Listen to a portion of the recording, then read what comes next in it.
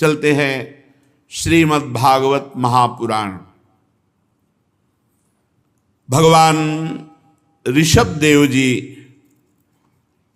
जिनके 100 पुत्र सबसे बड़े महाराज भरत जी, जिनके नाम से इस अजनाब वर्ष, अजनाब खंड को भारत देश कहा गया। भरत जी से सब जो छोटे पुत्र हैं सब महापुरुष हैं। 9 तो 9 खंड के राजा हुए और एक 9 योगेश्वर हुए और 81 याज्ञिक ब्रह्म ऋषि हुए। भगवान ऋषभ देव जी के पुत्र समस्त प्रजा को और अपने पुत्रों को भगवान ऋषभ देव जी उपदेश कर रहे हैं। बहुत ध्यान से सुनना चाहिए, परम मंगलमय उपदेश है। ऋषभ उवाच नायं देहो देह भाजाम निर्लोके कष्टान कामानर्हते विदभुजाम ये तपो दिव्यम पुत्र कायेन सत्वम शुद्ध ध्येय दस्मात् ब्रह्म सौख्यम त्वनंतम महत्सेवां द्वारमाहुर्विमुक्ते तमो द्वारम योषितां संग संगम महांतस्ते समचित्ता प्रशांता विमन्यवः सुहृदः साधवो ये। भगवान ऋषभ देव जी ने पुत्रों से कहा, इस मृत लोक में मनुष्य शरीर दुखमय विषय भोग प्राप्त करने के लिए नहीं मिला है। ये विषय भोग तो कुत्ता सुअर आदि को भी प्राप्त है, पक्का समझिए। जैसे आप स्त्री सहवास कर सुख लेते हैं, ऐसे हर पशु पक्षी को सुख प्राप्त होता है। जैसे आप नींद का, भोजन का, ऐसे सबको मिलता है। निद्रा भय आहार मैथुन, ये सबको समान सुख प्राप्त है। ये मर्तलोक में मनुष्य शरीर दुखमय विषय भोग भोगने के लिए नहीं है। ये विषय भोग तो सूकर कुकर को भी प्राप्त है, सुअर कुत्ता को भी प्राप्त है। इस शरीर से दिव्य तप करके परमात्मा प्राप्ति करने के लिए हमको भेजा गया है। तपस्या, तपस्या क्या? काम का वेग, क्रोध का वेग, भूख का वेग, वाणी का वेग, वर्षा, गर्मी, सर्दी, सब कुछ सहना, भजन न छोड़ना किसी भी परिस्थिति में, मान अपमान निंदा स्तुति, सब वेगों को सहना, द्वंद्वों को सहना, यही तपस्या है। तितिक्षा, सहनशील स्वभाव, यही तपस्या है। किसी से कोई शिकवा शिकायत नहीं, जैसी परिस्थिति हम उसमें राजी हैं, हर कष्ट को सह रहे हैं। इस शरीर से दिव्य तप ही करना चाहिए, क्योंकि बिना तपस्या के अंतःकरण पावन नहीं होता। बात समझ लो। बिना तप के श्री हरिवंश प्रसिद्ध धर्म समुझय न अलप तप, समुझो श्री हरिवंश कृपा सेवो धर्मिन जप। सेवक जी महाराज कह रहे हैं, ये निकुंज रस छोटी मोटी तपस्या वाले को प्राप्त नहीं होता, बड़ी तपस्या जिसकी हो। श्री हरिवंश प्रसिद्ध धर्म समुझय न अलप तप, थोड़े तप वाला हरिवंश धर्म को नहीं समझ सकता। यद्यपि ये प्रसिद्ध धर्म है, प्रेम धर्म। समझो श्री हरिवंश कृपा, हरिवंश कृपा से समझ सकते हो क्या? हरिवंश चंद्रजू ने कहा, श्याम श्यामा पद कमल संगी सिर नायो, तेन वचन मानत गुरुद्रोही निस्दिन करत आपनो भायो। तो इत व्यवहार न उत परमारथ बीच ही बीच जो जन्म गवायो, जो धर्मिन सो प्रीति करत नहीं, कहा भयो धर्मी जो कहायो। करो श्री हरिवंश उपासक संग, जो प्रीति तरंग सुरंग बहो। सेवक जी महाराज कह रहे, हरिवंश धर्म को छोटे तप वाला नहीं समझ सकता, महान तपस्वी समझ सकता है। तो महान तप क्या है? भगवत प्रेमी महात्माओं का संग, उनकी सेवा, उनकी आज्ञा में चलना, उनका सुमिरन करना। श्री हरिवंश प्रसिद्ध धर्म समुझे न अलप तप, समुझो श्री हरिवंश कृपा। क्या? सेवहु धर्मिन जप। जो रसिक जन है, भगवत प्रेमी महात्मा है, उनकी सेवा, उनका सुमिरन, उनकी आज्ञा पालन, इसी परम तप के द्वारा आप प्रेम धर्म को समझ पाएंगे, भगवत प्राप्ति कर पाएंगे। तो इस शरीर से दिव्य तप करना चाहिए, क्योंकि बिना तप के अंतःकरण पवित्र नहीं होता, और बिना अंतःकरण पवित्र हुए ब्रह्मानंद या भगवदानंद की प्राप्ति नहीं होती। शुद्धेद्यस्मात् ब्रह्म सौख्यम त्वनंतम, जहां अंतःकरण शुद्ध हुआ, अनंत सुख प्रदान करने वाले श्री भगवान का साक्षात्कार या ब्रह्मानंद, दोनों जो चाहे वो प्राप्त कर सकता है। महत सेवाम द्वारमाहुर विमुक्ते स्तमो द्वारम योषिताम संग संगम। महापुरुषों का संग ही सेवा, आज्ञा पालन, भगवत सुमिरन, इसमें रति प्रदान करता है, और इसी से मोक्ष या प्रेम की प्राप्ति होती है। और जो विषयी पुरुषों, कामी पुरुषों का संग है, उससे नरक की प्राप्ति होती है। महत सेवाम द्वारम माहुर विमुक्तेश तमो द्वारम योषिताम संग संगम। जो योषित, जो स्त्रैण हैं, जो कामी पुरुष हैं, ऐसे कामी और कामिनी का संग करने से नरक की प्राप्ति होती है। और भगवत प्रेमी महात्माओं का संग करने से सेवा सुमिरन स्वाध्याय भगवत आराधना में रति होती है, जिससे मोक्ष की प्राप्ति होती है या प्रेम की प्राप्ति होती है। महंतस्ते समचित्ताः प्रशांता विमन्यवः सुहृदा साधवो। ये महापुरुष कौन है? जिनके संग से भगवत प्राप्ति हो जाती है, जिनके संग से मोक्ष प्राप्त हो जाता है। उन महापुरुष के लक्षण क्या हैं? बोले महंतस्ते समचित्ताः, जिनका चित्त समता को प्राप्त हो गया है। मान अपमान में, दुख सुख में, अपने यहां तो तीसरी भूमिका में ही समता आ जाती है।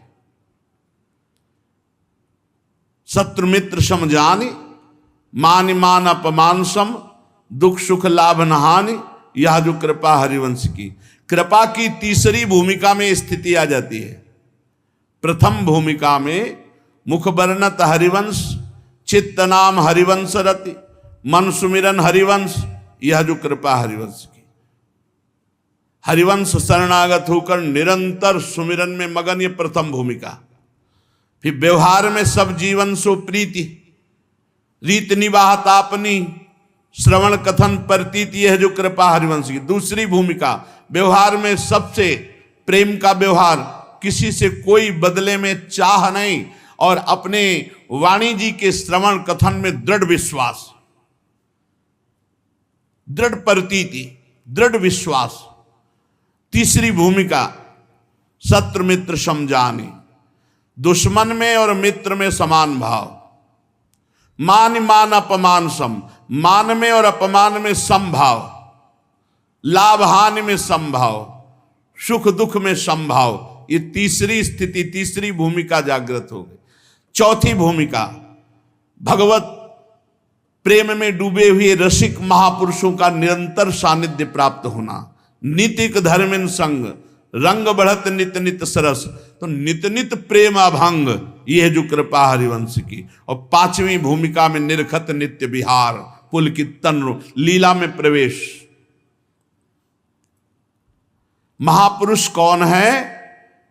जो कृपा प्रकरण में तीसरी भूमिका है,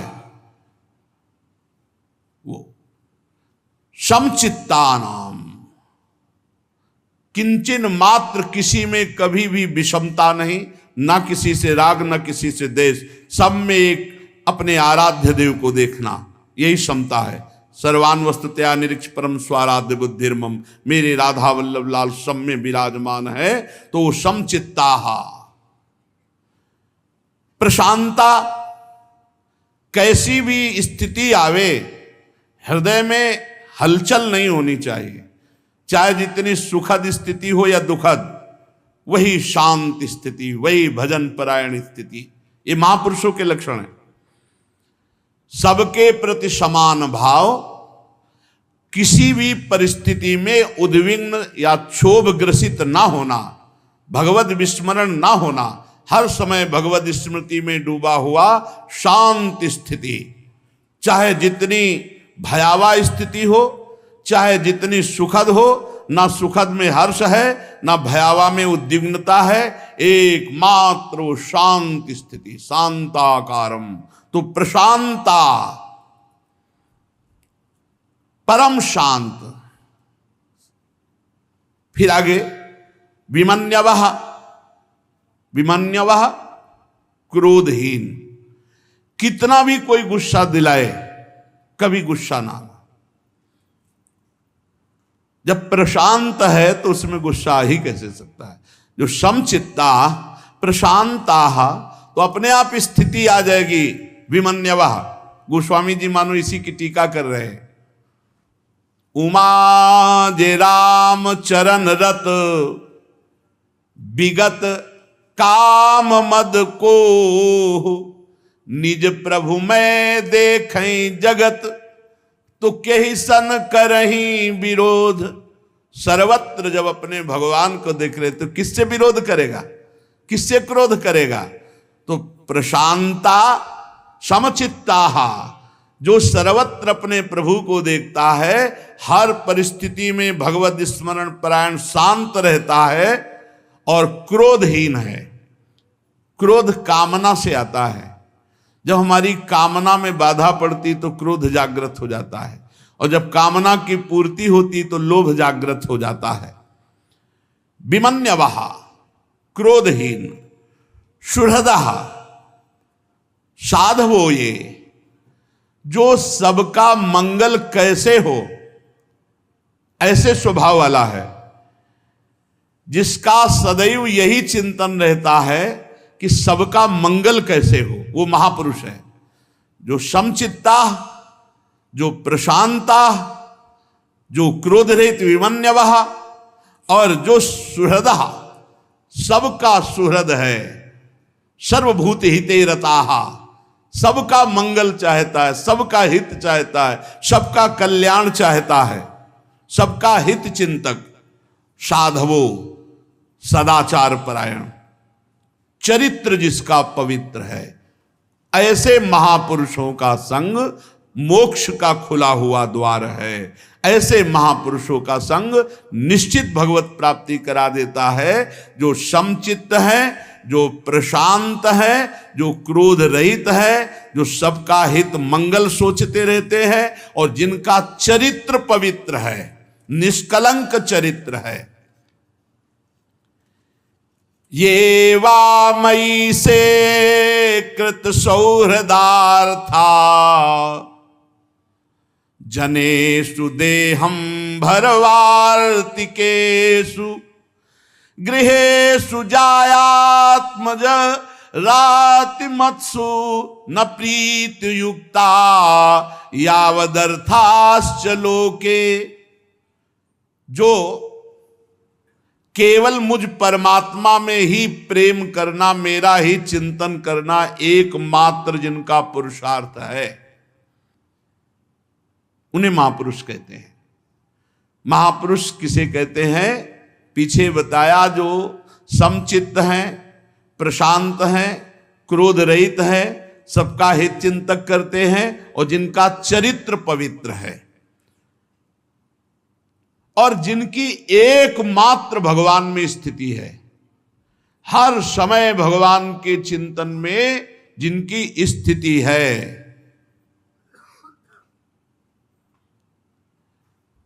विषयों की ही चर्चा करने वाले लोगों में, स्त्री में आसक्त, पुत्र में आसक्त, धन में आसक्त, और सब सामग्रियों से भरे हुए घरों में जो आसक्त है, ऐसे लोगों का संग नरकगामी बनाता है।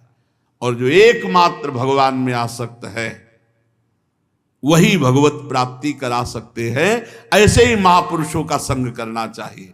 अगर ऐसे महापुरुष गृहस्थ हुए, गृहस्थ में भी, तो वो विषय चर्चा करने वाले स्वभाव वाले नहीं होंगे, वो स्त्री पुत्र धन आदि में आसक्त नहीं होंगे, वो भोग संपन्न घरों में अरुचि मानने वाले होंगे, वो केवल शरीर निर्वाह के लिए धर्म पूर्वक कर्म में प्रवृत्त होते हैं, उनकी कोई फलाकांक्षा, कोई कामना नहीं होती।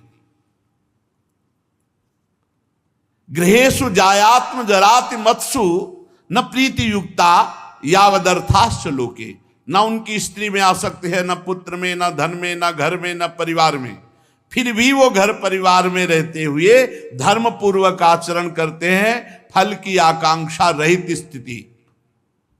नूनम प्रमत्तः कुरुते विकर्म यदीन्द्रिय प्रीतया प्रणोति न साधु मन्ये यत आत्मनोय मसन्नपि क्लेशदयास देहा। ये जो मनुष्य भगवत प्रेमी महात्माओं का संग नहीं करते, उनकी बुद्धि कुमति हो जाती है। उसे होती, सबके अंदर दो बुद्धि होती है, कुमति और सुमति। पर जब हम साधु संग करेंगे तो कुमति को दबाकर नष्ट करके सुमति जागृत हो जाती है। और जब हम संसारिक पुरुष का संग करेंगे तो सुमति को दबाकर कुमति बढ़ जाती है। तो जब कुमति बढ़ जाती है कुसंग से, तो मनुष्य प्रमादवश, प्रमाद कहते हैं ना करने योग्य कार्य को करना और करने योग्य कार्य को ना करना, प्रमादवश वो कुकर्म करने लगता है। और जब उसकी कुकर्म में प्रवृत्ति होती है, शास्त्र विरुद्ध पापाचरण को कुकर्म कहते हैं, उसकी ये प्रवृत्ति इंद्रियों के तृप्त करने के लिए होती है। पर तृप्ति जब कुछ हो तब ना हो, तृप्ति होती नहीं। अब वो पाप पे पाप कर्म करता चला जाता है। भगवान ऋषभ देव जी कहते हैं, पुत्रो मैं इसे अच्छा नहीं समझता, क्योंकि आत्मा को ये असत दुखदायक बंधन इन्हीं कर्मों से प्राप्त हुआ है। इस शरीर को मैं मान करके इंद्रियों को तृप्त करने के लिए शास्त्र विरुद्ध कुकर्म पापाचरण करने से जीव की दुर्गति हो जाती है। जब जीव को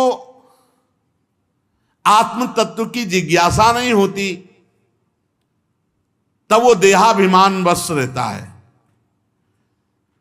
देह को ही अपना स्वरूप मानता, मैं मानता है।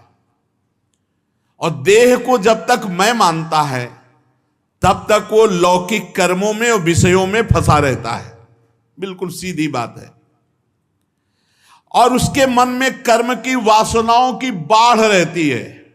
ये कर लिया, वो कर लेंगे, ये भोग लिया, वो भोग लेंगे, ऐसा इतना जमा कर लिया, इतना हो जाए, इतना, और मर गया, और सब ऐसे ही पड़ा रहा। इसी से इसको जन्म मरण की प्राप्ति होती है।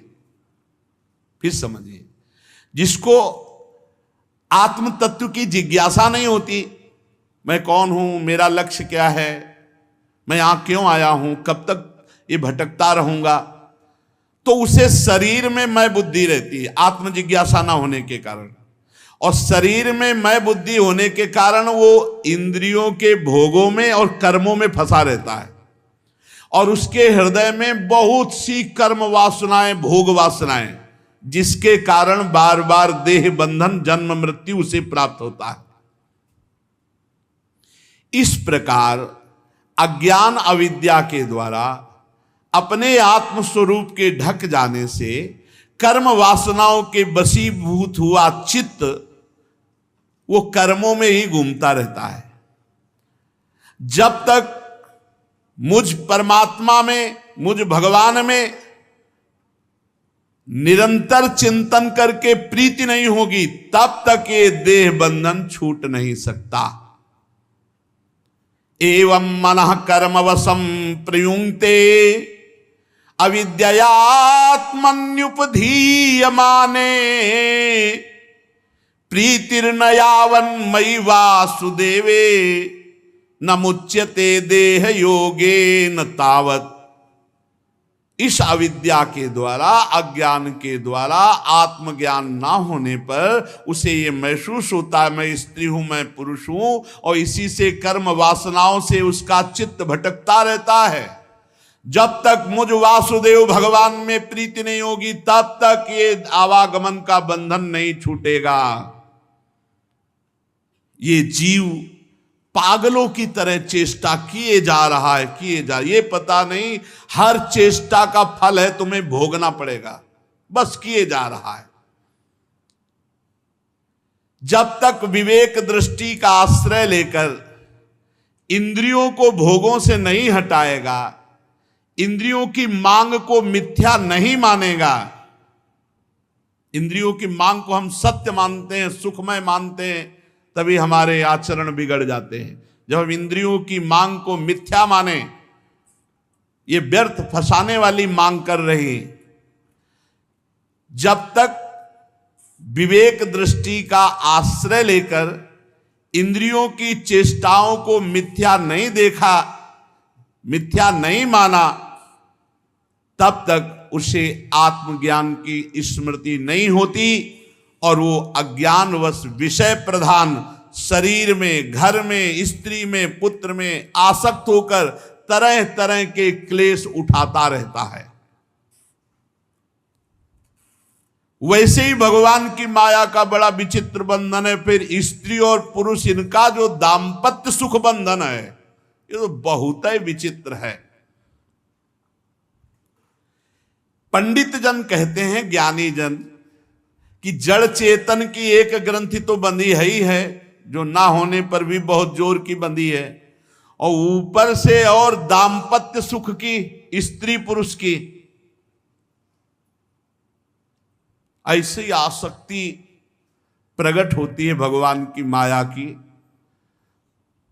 उसको पता नहीं मिनट का, वो वादा करते हैं, बोले 7 जन्म तक हमारा आपका, फिर कहते 7 जन्म नहीं, जन्म जन्म तक, मतलब पूरा काल, पूरा सिस्टम इनके अधीन हो गया, पूरा सिस्टम अधीन है। वो कह रहे कि हम आप तुम्हारा साथ नहीं छोड़ेंगे, 1 जन्म नहीं और 7 जन्म तक, और 7 जन्म नहीं, जन्म जन्म तक हम तुम्हारा निर्वाह करें। मतलब इतना बड़ा वो महापुरुष हो गया कि पूरे सिस्टम को रोक करके जन्म जन्म उसी के साथ रहेगा। एक जगह साथ रह सकते हो, दोनों मिलकर भजन करो और भगवान का चिंतन करते हुए दोनों शरीर छोड़ो तो एक ही जगह पहुंच जाओगे, तो एक ही जगह पहुंच जाओगे। ये दाम्पत्य भाव, ये स्त्री पुरुष की आसक्ति बड़ा अभेद्य बंधन, अभेद्य बंधन। देहाभिमान रूपी एक एक सूक्ष्म ग्रंथि तो पहले से ही है। इसी कारण जीव को देह में, इंद्रियों में, घर में, खेती में, पुत्र में, स्वजन में, धन में मैं मेरापन हो गया। यही बंधन है, कुछ नहीं। अभी शरीर छूट जाए, कुछ नहीं तुम्हारा, कुछ नहीं। जिस समय भगवान का विस्मरण करके जीव देह में आसक्त हो जाता है, तो घर में आसक्त, खेत में आसक्त, पुत्र में आसक्त, स्वजन में आसक्त, धन में आसक्त, ऐसी आसक्तियां पैदा होती है मैं मेरे की। भगवत प्राप्ति की तो बात जाने दो। गांव गली में तुम देखो बैठे, यहाँ तो वृंदावन में ये तो भगवत धाम है, गांव गली में कहीं भगवत चर्चा नहीं, कोई भगवत प्राप्ति का लक्ष्य नहीं, बस वही रुपया पैसा, बेटा बेटी, वही बस, यही भगवान की प्रचंड माया।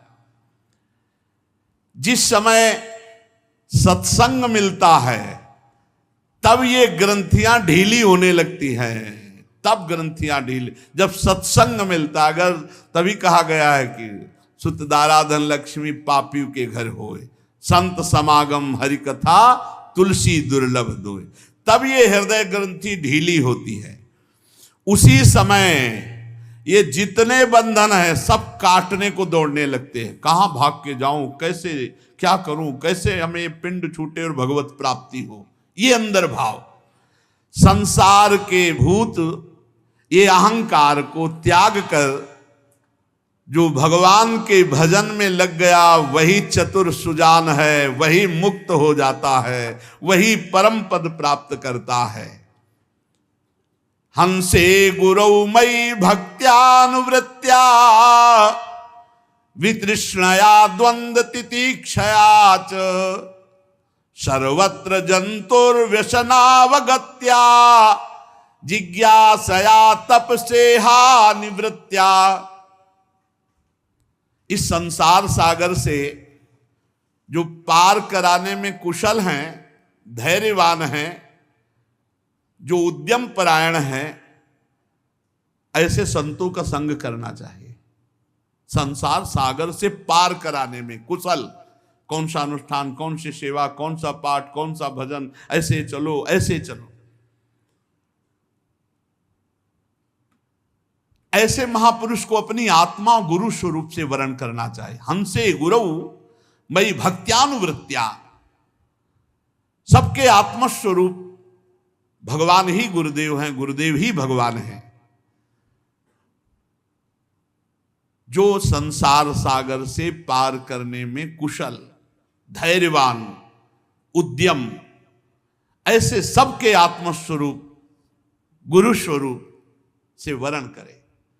भगवत प्राप्ति के लिए गुरुदेव का वर्ण करना बहुत सोच समझ के, किसी के प्रवचन सुनकर प्रभावित होकर गुरु नहीं बनाना चाहिए। बहुत समय तक इंतजार करना चाहिए, मिलना जुलना, दर्शन, संभाषण, और जब ये लगने लगे कि ये मेरे भगवान हैं, बस जब गुरु बना ले फिर दोष दर्शन न करे, फिर वह अपने दुर्गति का कारण उपस्थित ना करे, द्रोह ना करे। सहसा किसी को गुरु बनावे नहीं, और गुरु बनावे तो गुरु और भगवान, भगवान और गुरु में तनिक भी भेद नहीं, तो वहां दोष दर्शन की संभावना ही नहीं। हंसे गुरौ मयि भक्त्यानुवृत्त्या वितृष्णया द्वंद्व तितिक्षया च। मुझ गुरु स्वरूप में सदैव भक्ति भाव, भक्त्यानुवृत्त्या, एक एक वृत्ति श्री सदगुरु स्वरूप भगवान में अर्पित करनी चाहिए, उनकी आज्ञा में। सोने से जागने तक, जागने से सोने तक प्रत्येक चेष्टाएं गुरु आज्ञा में होनी चाहिए।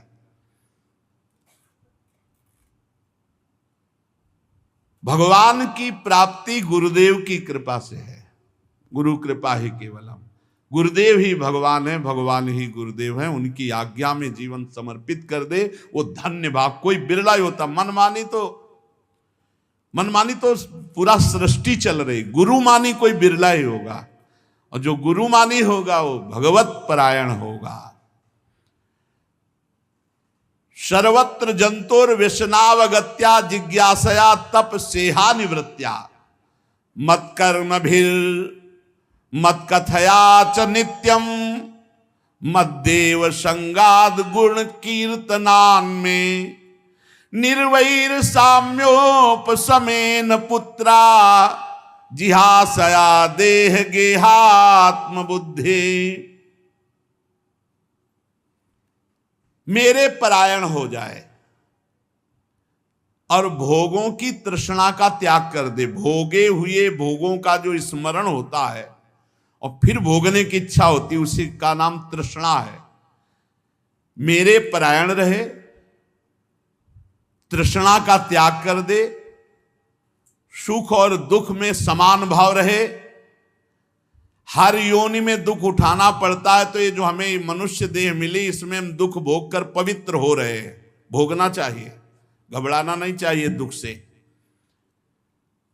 जितना दुख मिलेगा उतना ही हम पवित्र होकर भगवान की तरफ बढ़ रहे हैं।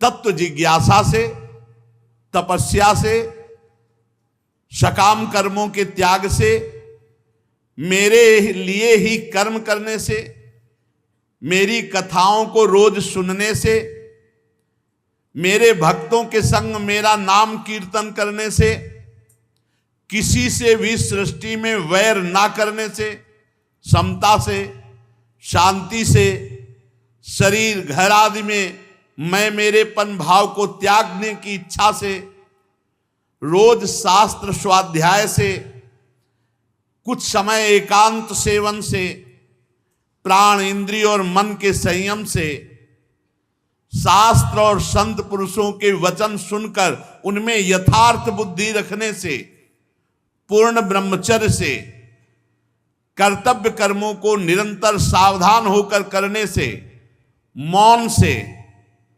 मेरी ही सत्ता देखने से, अनुभव ज्ञान सहित तत्व विचार से, योग साधना से, इन सब साधनों से जो वर्णन किए गए, अहंकार का नाश हो जाता है और लिंग शरीर लीन हो जाता है, वो मोक्ष पदवी प्राप्त कर लेता है। कोई साधन पकड़ लो, इतने साधन बताए भगवान ऋषभ देव जी ने। पहली बात, संत महापुरुषों का संग मोक्ष प्रदान करने वाला, कामिनी कामी विषयी पुरुषों का संग नरक प्रदान करने वाला। कैसे संत महापुरुष होते हैं? तो बोले समचित्त, प्रशांत, क्रोध रहित, सबका कल्याण चाहने वाले और सदाचार परायण अर्थात पावन चरित्र। ऐसे संतों का जब संग किया जाता है तो हमारे हृदय में भागवतिक साधन उदय हो जाते हैं। हम सदगुरुदेव का वर्णन करें, आत्मस्वरूप सदगुरुदेव, मेरी आत्मा सदगुरुदेव भगवान, सदगुरुदेव भगवान मेरी आत्मा है, और अनन्य भाव से उनकी भक्ति करने से, भगवान के परायण से, भोगे हुए भोगों का त्याग करने से, सुख दुख में समान भाव, हर योनि में दुख भोगना है तो मनुष्य योनि में दुख भोग करके भगवान को प्राप्त कर लेंगे, अन्य योनियों में जाना ही नहीं पड़ेगा। इस विचार से, तत्व जिज्ञासा से, तपस्या से, सकाम कर्म के त्याग से, भगवान के लिए ही कर्म करने से, भगवान की रोज कथाएं सुनने से, भक्तों के संग नाम कीर्तन करने से, बैर त्याग से, क्षमता से, शांति से, शरीर घर आदि में मैं मेरेपन के भाव का त्याग करने से,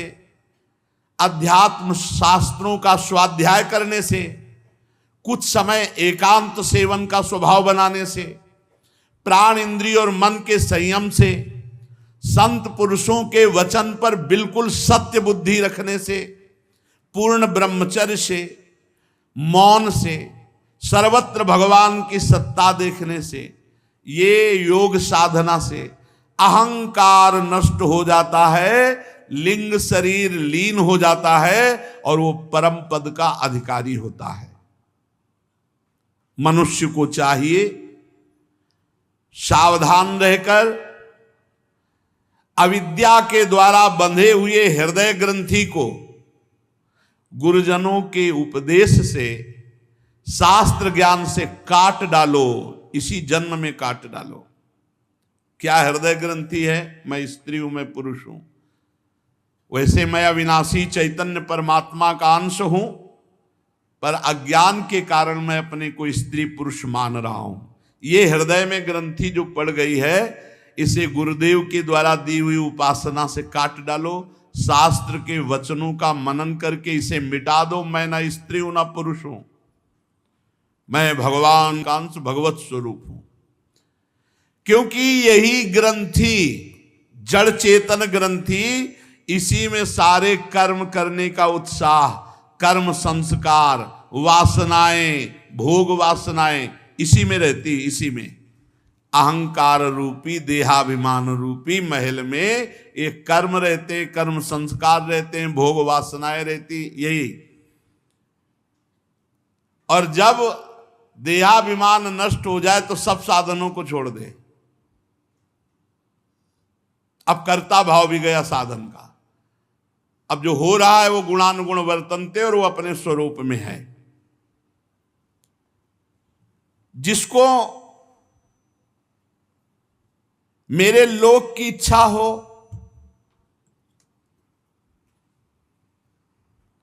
अथवा मेरे अनुग्रह प्राप्ति को परम पुरुषार्थ मानता हो, तो मेरी इस आज्ञा का पालन करे। ऋषभदेव भगवान आज्ञा कर रहे हैं कि मेरे परम पद को प्राप्त करना, मेरी कृपा को प्राप्त करना तो मेरी आज्ञा का पालन करना। वही राजा राजा है जो अपनी प्रजा को भगवान के भजन में लगा दे। ये बात समझना है।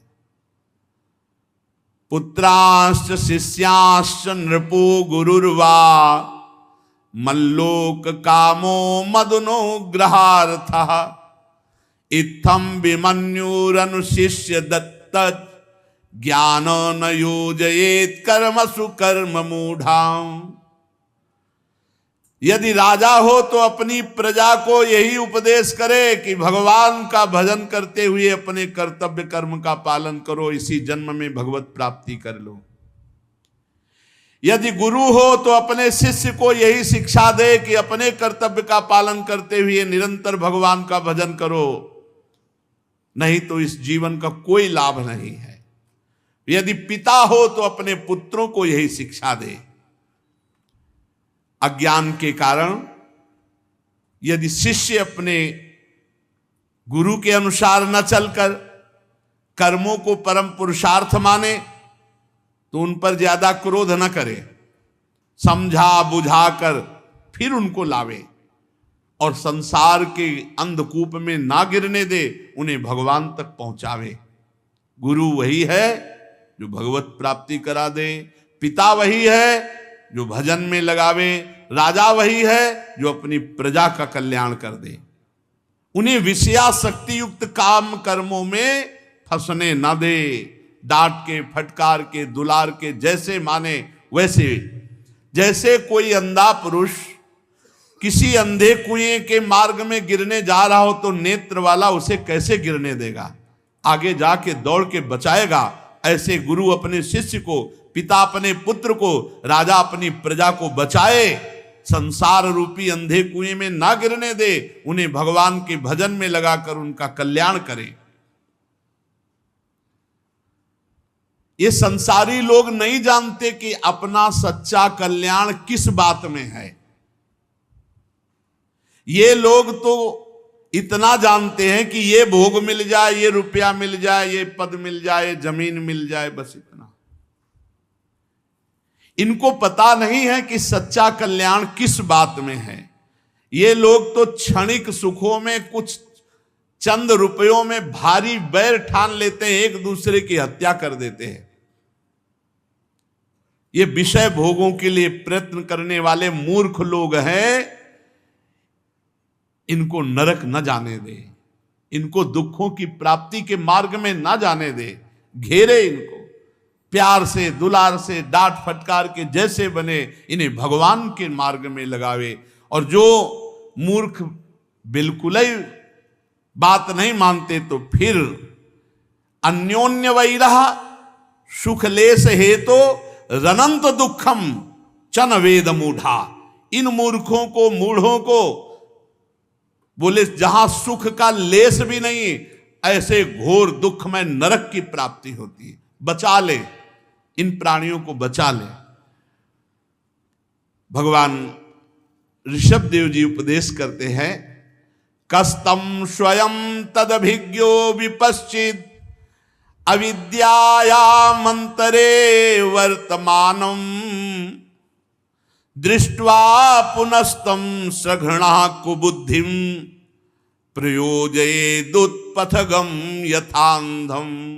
गुरुर्न सस्यात् स्वजनो न सस्यात् पिता न सस्यात् जननी न सस्यात् दैवं न तत्स्यान्न पतिश्च सस्यान् न मोचयेद्यः समुपेत मृत्युम इदं शरीरम मम दुर्विभाव्यम सत्वं हि मे हृदयं यत्र धर्मः पृष्ठे कृतो मे यद धर्माराद अतो हि मां वृषभं प्राहुरार्या तस्माद् भवन्तो हृदयेन जाता सर्वे महीयान् सममुं सनाभम् अक्लिष्ट बुद्ध्या भरतम भजध्वम शुश्रूषणम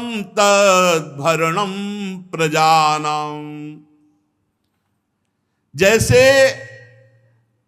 गड्ढे में दलदल में कोई गिरने जा रहा हो तो आंख वाला पुरुष उसे गिरने नहीं देगा, उसे बचा लेगा। वैसे ही ये अज्ञानी जन अविद्या में फंसकर पाप कर्म की ओर, दुख की ओर जा रहे हैं।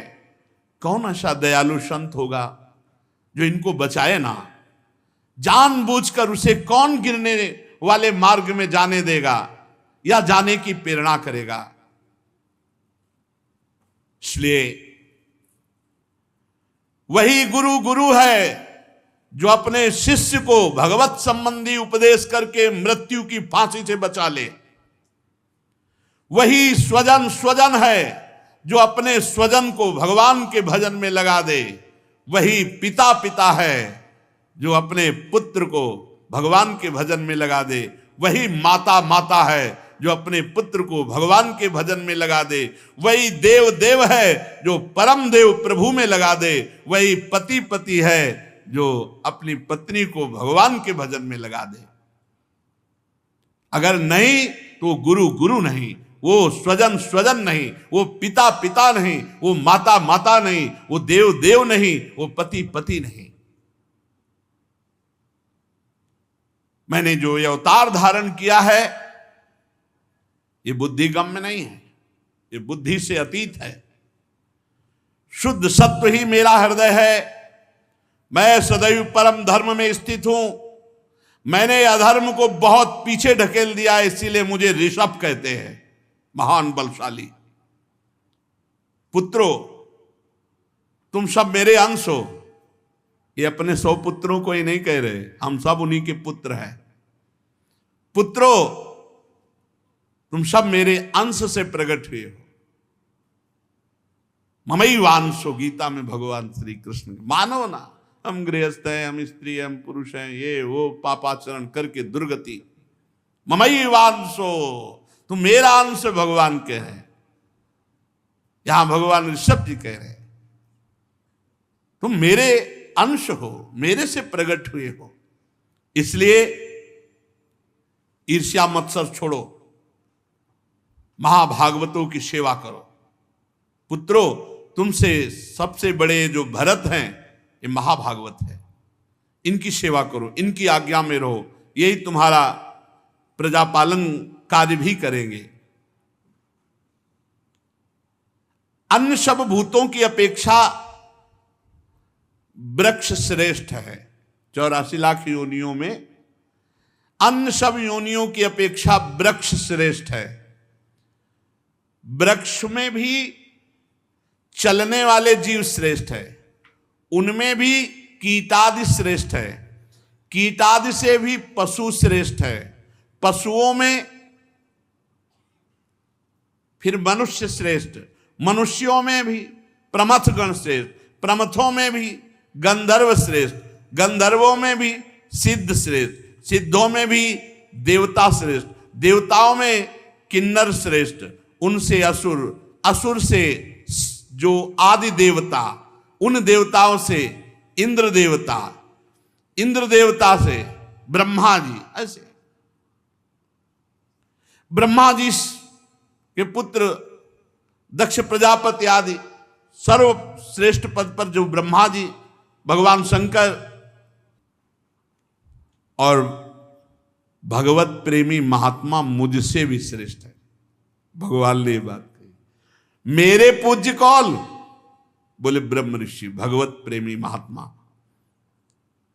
सब भूतों में वृक्ष श्रेष्ठ, उनमें चलने वाले जीव श्रेष्ठ, उसमें कीटादि श्रेष्ठ, उसमें पशु श्रेष्ठ, पशुओं से भी मनुष्य श्रेष्ठ, मनुष्यों से प्रमथ गण, प्रमथों से गंधर्व, गंधर्व से सिद्ध, सिद्धों से देवता, देवता के अनुयायी किन्नर आदि असुर, असुरों से फिर श्रेष्ठ देवता जो आदि देवता, आदि देवताओं से इंद्र देवता, इंद्र देवता से दक्ष प्रजापति आदि, ब्रह्मा जी, ब्रह्मा जी से भगवान शंकर, भगवान शंकर से भी श्री हरि। परंतु मेरे से श्रेष्ठ है भगवत प्रेमी महात्मा जन, जो ब्रह्म ऋषि जन है, क्योंकि मैं उनको अपना पूज्य मानता हूं।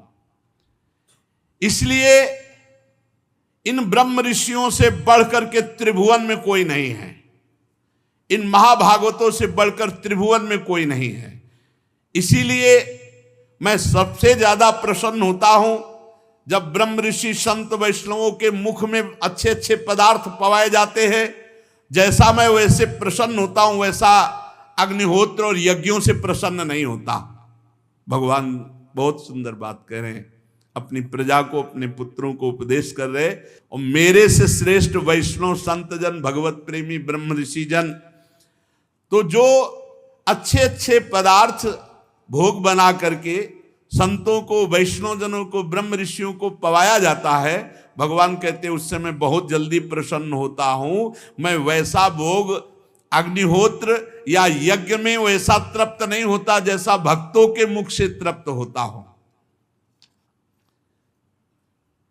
जिन्होंने इस लोक में अध्ययन आदि के द्वारा मेरी वेद रूपाति सुंदर पुरातन मूर्ति को धारण कर रखा, जो हर समय शम दम सत्य दया तपस्या तितिक्षा ज्ञानादि गुणों से संपन्न है, भजन परायण है, उन ब्रह्म ऋषियों से बढ़कर त्रिभुवन में कोई नहीं है। मैं ब्रह्मादि श्रेष्ठ, ये सब स्वर्ग मोक्ष देने में सामर्थ्य, किंतु मेरे अकिंचन भक्त ऐसे निष्प्रिय होते हैं कि वो मुझसे भी कुछ नहीं चाहते। राज्य आदि वस्तुओं की तो बात क्या, वे स्वर्ग मोक्ष कुछ नहीं चाहते। इसलिए इन भक्तों से बढ़कर के कोई नहीं। मत्तोप्यनंतात् परतः परस्मात् स्वर्गापवर्गाधिपतेर्न किंचित येषां किमुष्यादितरेण तेषा मकिंचनानां मयि भक्ति भाजाम। भगवान कहते हैं मैं स्वर्ग मोक्ष सब कुछ देने में समर्थ हूं, पर मेरे अकिंचन भक्त मेरे से भी कोई चाह नहीं रखते। ये राज्य आदि भोगों की तो बात जाने दो। इसलिए सर्वश्रेष्ठ त्रिभुवन में मेरे अकिंचन भक्त है, जो अकिंचन भक्तों की सेवा करता है। मैं बहुत जल्दी, अकिंचन उसे ही कहते हैं जिनकी जीवन में प्रभु के सिवा और कोई नहीं। अकिंचन में कोई गरीब या ऐसे फटे पुराने कपड़े ऐसी पहचान नहीं। अकिंचन अम्बरीश जी को भी कहते हैं, चक्रवर्ती सम्राट, लेकिन जो प्रभु के सिवा जिनका कोई नहीं, आंतरिक, वही अकिंचन, पूरा भला परिवार है। अकिंचन हृदय का विषय है। तुम संपूर्ण चराचर भूतों को मेरा इस शरीर समझकर शुद्ध बुद्धि से पद पद पर उनकी सेवा करो, मेरे भक्तों की सेवा करो, यही मेरी सच्ची पूजा है। मैं इससे बहुत जल्दी प्रसन्न होता हूं। ये बात समझनी होगी। मन, वचन और दृष्टि और इंद्रियों की चेष्टाओं से साक्षात मेरी समस्त साधना का फल होगा मेरे भक्तों का पूजन, चराचर जगत का पूजन।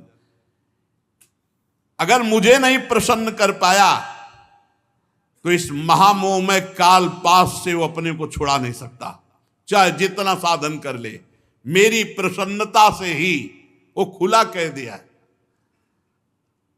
भगवान ने खुला कहा, दैवी हेसा गुणमयी मम माया दुरत्तया मामेव ये प्रपद्यन्ते माया में ताम तरंतिते। ये गुणमयी माया को पार करना बड़ा कठिन है, मेरी शरण में हो जाओ, मैं पार कर दूंगा। और यहां भगवान ऋषभ देव जी कहते हैं कि यदि आप मेरी शरण में होकर मेरी बात मान लो कि भक्तों का पूजन करो, भक्तों का सेवन करो, भक्तों का संग करो, चराचर जगत को मेरा साक्षात स्वरूप समझो, तो मैं प्रसन्न हो जाऊंगा। मैं प्रसन्न हो गया तो तुम्हें इस मृत्यु पाश से मुक्त कर दूंगा। और अगर मैं प्रसन्न नहीं हुआ तो बिना पुमान ये वह महाविमोहात कृतांत पाषाण विमुक्त मीसेत। जब तक मैं प्रसन्न नहीं होता तब तक तुम्हें कोई महाविमोह से, इस महामोह से, काल में पास से तुम्हें कोई छुड़ा नहीं सकता। श्री सुखदेव जी कहते हैं, हे राजन परीक्षित, भगवान ऋषभ देव जी के पुत्र यद्यम स्वयं भगवदाकार स्थिति को प्राप्त महापुरुष थे, तो भी लोगों की शिक्षा देने की उद्देश्य वृत्ति से महाप्रभावशाली परम सुरत भगवान ऋषभ देव जी ने ऐसा उपदेश किया। भगवान ऋषभ देव जी के 100 पुत्रों में भरत सबसे बड़े थे। वे भगवान के परम भक्त और भगवत भक्तों की भी सेवा करने वाले थे। ऋषभ देव जी ने पृथ्वी का पालन करने के लिए महाराज भरत जी का राज्याभिषेक किया और उपशमशील निवृत्ति परायण महामुनियों की भक्ति ज्ञान और वैराग्य रूप परम हंसोचित धर्मों की शिक्षा देने के लिए आप विरक्त हो गए। केवल शरीर मात्र परिग्रह, सब कुछ छोड़ दिया, केवल शरीर, दिगंबर हो गए, नंग धड़ंग सब छोड़ दिया। वस्त्रों का त्याग करके सर्वथा दिगंबर हो गए। बाल बिखेर लिए, पागलों का सा वेश कर लिया और अपने में स्थित अग्निहोत्र की अग्नियों को लीन करके परम सन्यासी हो गए और ब्रह्मावर्त देश से पागलों जैसा बाल बिखेर लेना, दिगंबर हो करके मौन, ब्रह्मावर्त देश से बाहर निकल गए। वो सर्वथा मौन, जडांध मूक बधिर पिशाचोन्मादक वद अवधूत वेशो भी भाष्यमाणोपि जनानाम गृहीत मौन व्रतस्तूष्णीम बभूव। वह पूरे मौन का मतलब किसी भी तरह बात न करना, ना अच्छी न बुरी न भागवतिक न प्रापंचिक। जडांध, जड पुरुष, अंधे पुरुष, बहरे पुरुष, गूंगे पुरुष, पिशाचवत पागलों की सी स्थिति, ऐसे अवधूत शिरोमणि अपने को बनाकर विचरने लगे भगवान ऋषभ देव। महाराज भरत को राजगद्दी पर बिठा दिया। अब वो कभी नगरों से निकलते, गांवों से, कभी किसानों की बस्तियों से, बगीचों से, पहाड़ों से, जहां जैसे शरीर चल रहा है बस चल रहा है। रास्ते से निकलते तो जैसे हाथी को मक्खियां सताती है, ऐसे ही मूर्ख लोग जान नहीं पाए ये कौन है। कोई ईंट मारता, कोई गाली देता, कोई जैसे पागल, अब नंग धड़ंग दिगंबर वेश, ऐसे लोग बहुत तंग करते। देखो,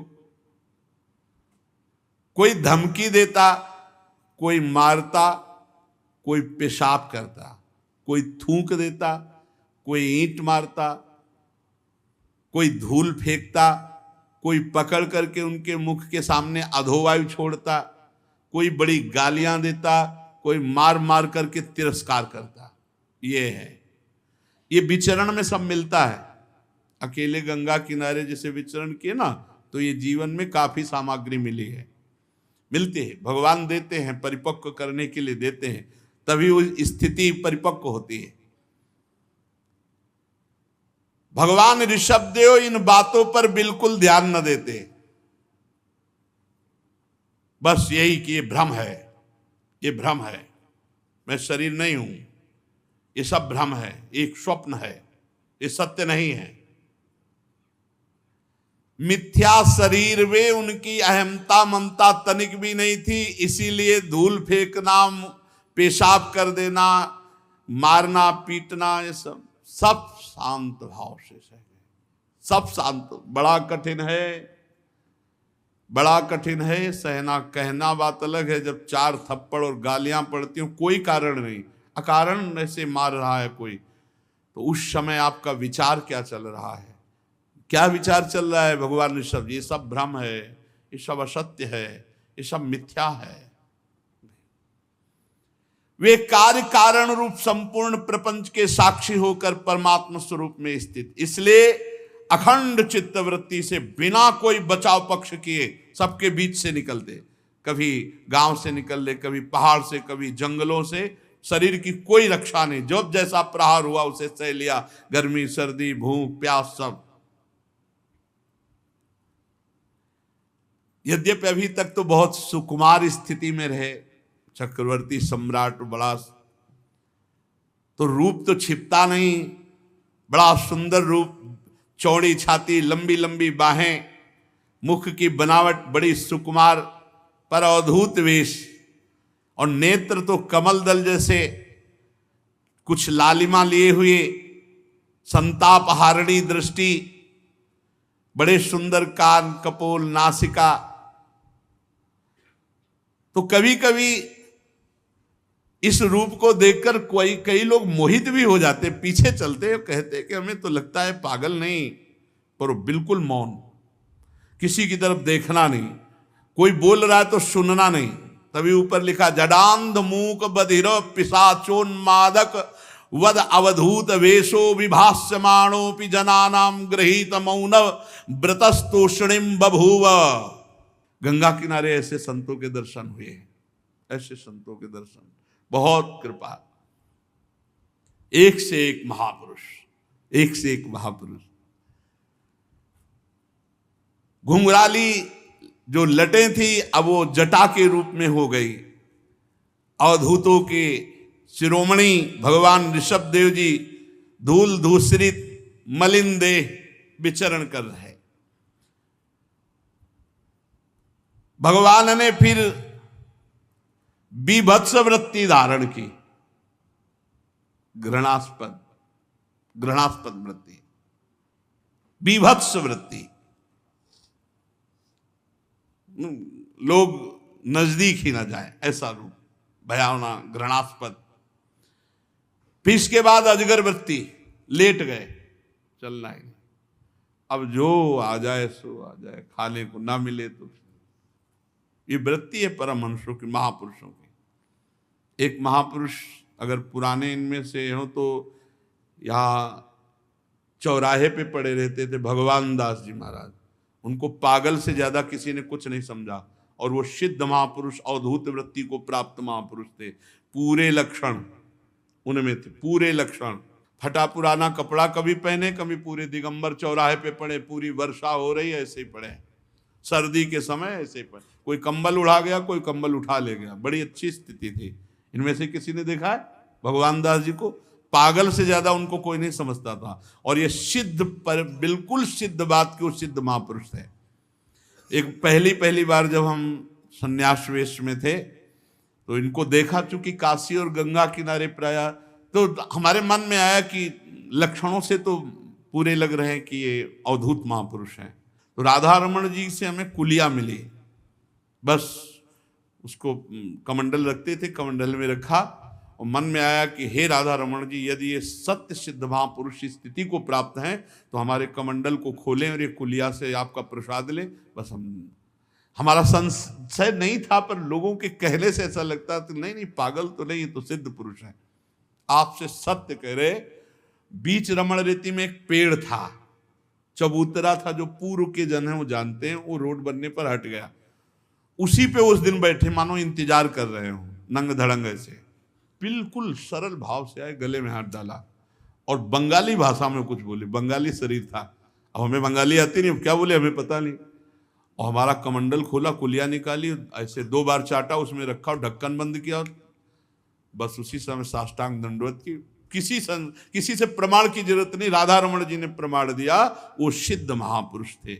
ऐसी अवधूत चर्या, बिल्कुल यथावत, बिल्कुल यथावत।